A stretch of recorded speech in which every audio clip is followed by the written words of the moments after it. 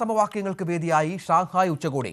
മോദി ഉച്ചകോടിക്കിടെ പ്രധാനമന്ത്രി Russian president Vladimir Putin, Chinese president Xi Jinping എന്നിവർ ചർച്ച നടത്തി.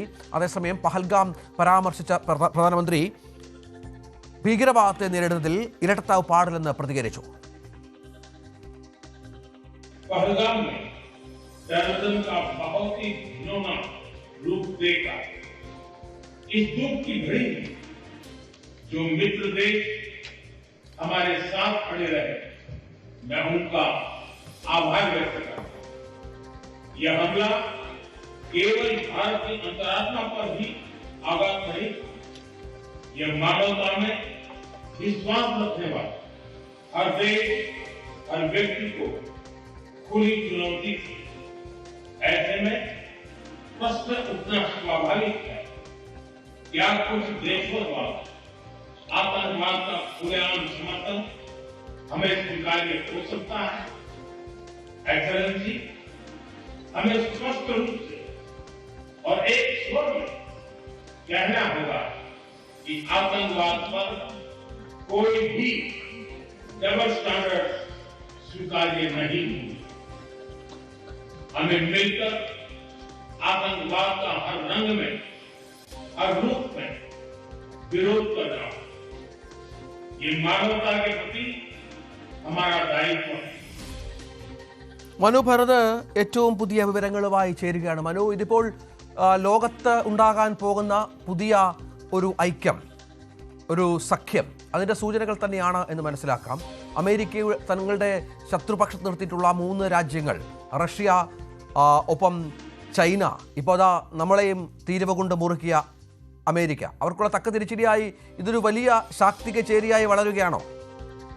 കഴിഞ്ഞ 4 ദിവസം വ്യക്തമായത് മോദി നയതന്ത്രത്തിൻ്റെ സമ്പൂർണ്ണ വിജയമാണ്. ആദ്യത്തെ 2 ദിവസം അത് ജപ്പാനിലാണ് പ്രകടമായതെങ്കിൽ പിന്നീട് അത് കൂടുതൽ വിപുലമായ ഒരു പ്രതലത്തിലാണ് പ്രകടമായത്.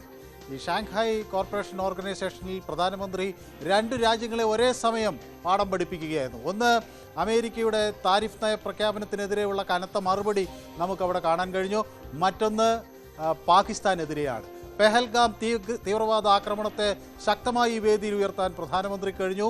ഒപ്പം തന്നെ ഈ ഇരട്ടത്താപ്പ്, ഒരേ സമയം തീവ്രവാദത്തെ പ്രോത്സാഹിപ്പിക്കുകയും പിന്നീട് അത് അല്ല എന്ന നിലയിൽ ഇരകളാണ് എന്ന അർത്ഥത്തിൽ പ്രതിഫലിക്കുകയും ചെയ്യുന്ന ആ ഇരട്ടത്താപ്പിനെ ശക്തമായി പ്രധാനമന്ത്രിക്ക് അവിടെ എതിർക്കാൻ കഴിഞ്ഞു. അത് ലോകത്തിന് മുന്നിൽ വയ്ക്കാൻ കഴിഞ്ഞു. മാത്രവുമല്ല, റഷ്യ, ചൈന പോലുള്ള വൻ ശക്തികളുടെ പിന്തുണ ഈ വിഷയത്തിൽ ഉറപ്പാക്കാനും കഴിഞ്ഞു. അപ്പോൾ അമേരിക്കക്കെതിരെ ഒരു സാമ്പത്തികമായ ഒരു നീക്കം പ്രധാനമന്ത്രി നടത്തുമ്പോൾ ഇവിടെ സുരക്ഷാ വിഷയത്തിൽ പാകിസ്ഥാനെതിരെ മറ്റൊരു നീക്കം, അങ്ങനെ ഒരു ഫോർക്കിംഗ് മെത്തേഡ് ആണ് ഈ ഇന്റർനാഷണൽ ഡിപ്ലോമസിയിൽ നമുക്ക് കാണാൻ കഴിഞ്ഞത്. റഷ്യയുമായുള്ള സൗഹാർദ്ദം തുടരും എന്ന് പ്രധാനമന്ത്രി വ്യക്തമാക്കുന്നു. ഇതിൽ പ്രധാനമന്ത്രി SCO എന്ന ഈ ഷാങ്ഹായ് കോർപ്പറേഷൻ ഓർഗനൈസേഷൻ ഉച്ചകോടിയെ മറ്റൊരു നാമം നൽകിയാണ് വിളിക്കുന്നത്. ഇതിൽ എസ് എന്നത് സെക്യൂരിറ്റിക്ക് വേണ്ടി നിൽക്കണം, C for connectivity, O for opportunity എന്ന് പ്രധാനമന്ത്രി പറയുമ്പോൾ അതിൽ മർമ്മപ്രധാനമായി വരുന്നത് സുരക്ഷയാണ്. അത് പാകിസ്ഥാന് നേരെ പ്രധാനമന്ത്രിയുടെ ശക്തമായ വിമർശനമാണ്. അങ്ങനെ എല്ലാ അർത്ഥത്തിലും ഈ അമേരിക്കൻ താരിഫ് ഭീതിയെയും അല്ലെങ്കിൽ ഭീഷണിയെയും, ഒപ്പം തന്നെ പാകിസ്ഥാൻ ഉയർത്തുന്ന തീവ്രവാദ ഭീഷണിയെയും, താരിഫ് ഭീഷണിയെയും തീവ്രവാദ ഭീഷണിയെയും ഒരേ സമയത്ത് ആക്രമിച്ചുകൊണ്ടുള്ള ഒരു അന്താരാഷ്ട്ര നയതന്ത്രമാണ് പ്രധാനമന്ത്രി ഇന്ന് പ്രകടമാക്കിയത്. അത് ഇന്ത്യക്ക് വരാനിരിക്കുന്ന ദിവസങ്ങളിൽ വലിയ മേൽക്കൈ നൽകും അന്താരാഷ്ട്ര സമൂഹങ്ങൾക്കിടയിൽ എന്ന കാര്യത്തിൽ തർക്കമില്ല.